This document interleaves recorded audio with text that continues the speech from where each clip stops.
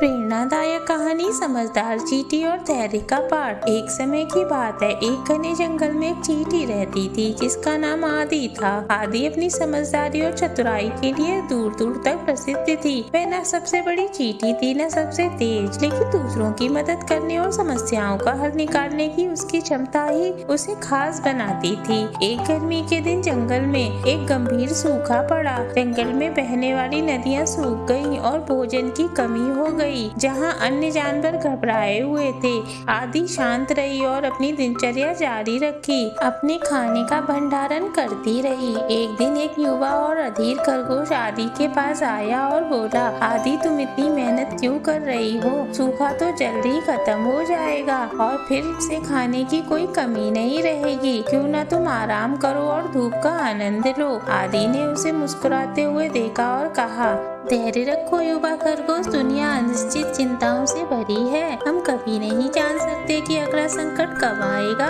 आज की मेहनत हमें कल की परेशानी से बचा सकती है। लेकिन खरगोश हंसी में यह सोचकर दौड़ गया कि आदि बहुत गंभीर है। कुछ सप्ताह बाद सूखा और बढ़ गया। जंगल के सभी भोजन स्रोत सूख गए और जो जानवर पहले स्वस्थ थे वे अब भूख से परेशान होने लगे। अब खरगोश भूखा और थका हुआ आदि के पास मदद के लिए गया। उसने कहा, आदि मैंने तुम्हारी बात नहीं मानी। मुझे तुम्हारी तरह खाना संग्रहित करना चाहिए था। क्या तुम मेरी मदद करोगी?